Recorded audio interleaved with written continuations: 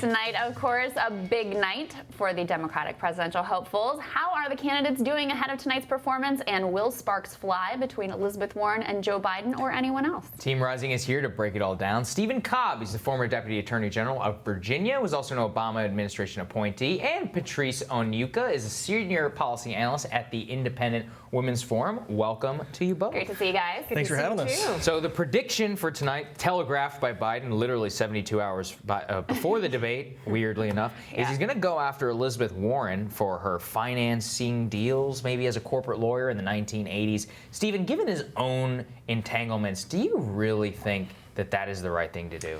If the candidates are trying to differentiate each other based on something that happened in the 80s, I think you're probably going to see a bit of a disconnect between. Well, we're for Kamala Harris on busing, right? Between what's going on stage and something that's how that's done by the voters. And so, for the most part, I think what you really see hit home with those primary electorate voters is people talking about their vision for the future and how their vision is different than the other folks on stage. I think so too. And so when you start to differentiate, because you said something in 1985 that I agree with now in 2019, for the most part, unless it's a one-off like Senator Harris, it generally doesn't hit home with the same sort of impact that this is my vision, this is my plan, and this is why I think it's better than his or hers. Yeah. I mean, Patrice, do you think, like the Biden team, they tell a staffer leaked this to the press, and then this morning, Ed Rendell, former governor of Pennsylvania and Biden supporter, is out with this op-ed calling Elizabeth Warren a hypocrite. But do you think they're actually going to go after each other tonight, or are these all sort of trial balloons?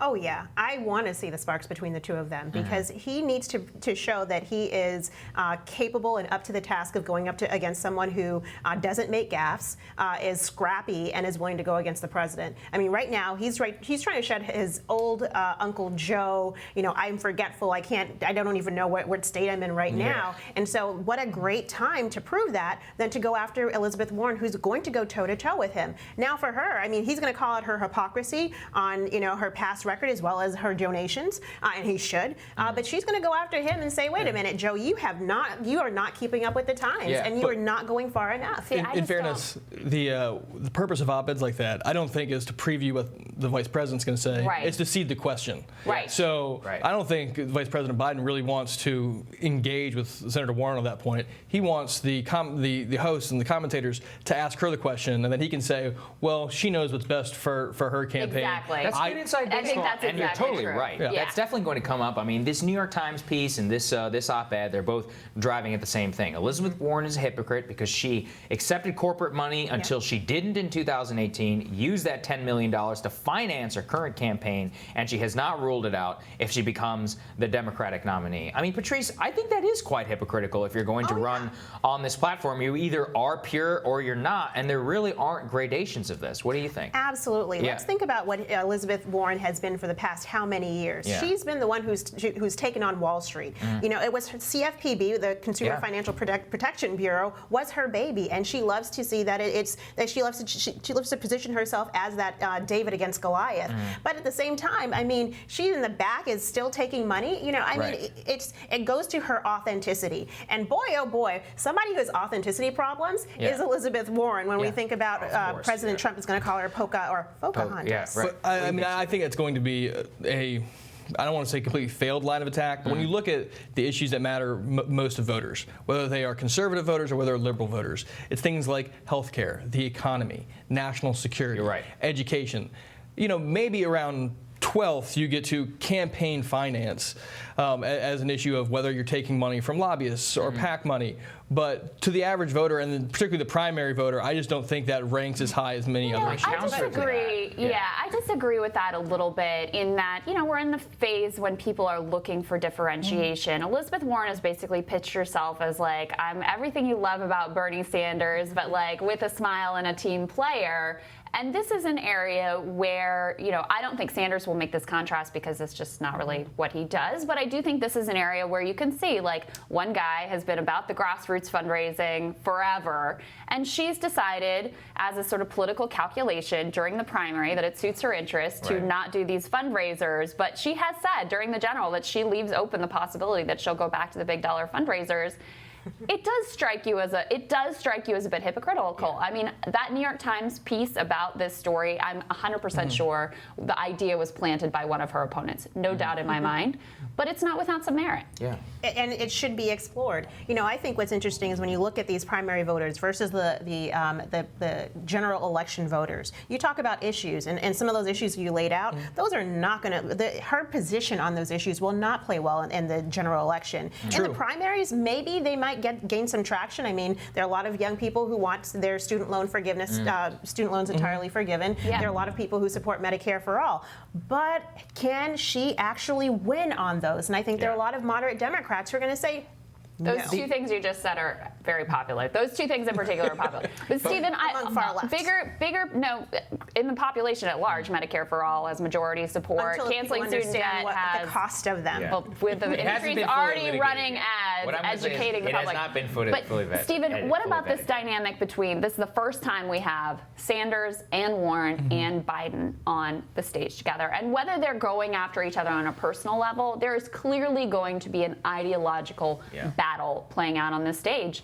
Who do you think fares best? Who do you think comes on top out of that ideological battle? The interesting thing, I know that you all have had the debate watch and then the postmortems, and I think interestingly, those are three names that we really haven't heard as the people who stand out the best. Whether it's more, well, did they survive? Are they maintaining? But when we talk about really great debate performances, we're often talking about someone else on the stage. We're talking about Senator Harris's performance. We're talking about how Secretary Castro beat expectations. And so the interesting things, I think, will be the dynamic, not between the three of them, but the other 7 people on stage, and whether or not they choose to attack or whether they equate themselves It's up to better those on that 7 stage. to show that they can take on those 3 or that they belong up in that top That they have 2. something different to offer. They have something different to offer. And that's why, it's a shame we were talking about this earlier, that Tulsi Gabbard or somebody like that won't be on the stage. Oftentimes these candidates, they're not necessarily going to be the nominee. But what they can do is push the top 3 Right, and candidates change to the at debate, least change the focus. grapple Right. with what is going on there. I want to quickly return to your point earlier. You said campaign finance was number 12. So I think that's true. But the thing is on this is it's not that people care about where the money comes from. They care, do you believe that this person will actually do what I want them to do on healthcare? This is the number one thing. Sure. If you go back and look at 2016 on immigration, that we saw all these candidates, they were all these supposedly tough on immigration candidates.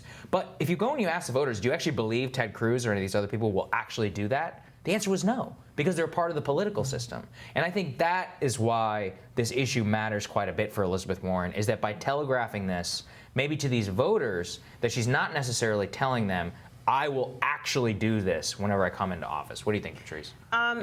Except Elizabeth Warren is a little bit different. She has positioned herself as the people's champ. Yeah. And she's tried to go out. She's everywhere you turn, she talks about how she's going after Wall Street. And so I think to people who campaign finance really matters to, it's going to go to, well, as a candidate, can I really trust her? And even if she's not going to shut down every big company tomorrow if she were president, I think they're going to wonder, well, really, does she care? Or is it just window dressing? But one of the other things that Rendell pointed out in that same op-ed is that in prior campaigns, people said, well, I'm not taking Wall Street money, but then took money from people who work on Wall Former Street. boss there. That did not hurt him in his reelect, and his authenticity was I'm not talking beyond about reproach. his reelect. It hurt the country. This is too hot of a topic for us to tackle here right now. But did it change the way he governed? I would argue that it does. Absolutely. None of those bankers ended up in prison, and I think it may have something to do with the fact that he owed his rise in part to Wall Street. But we're going to have to talk more about that later. You got to have brought it that up, note, Jay buddy. Crystal, You ended brought on it that up. note. All right. A quick break. We'll have more Rising right after this.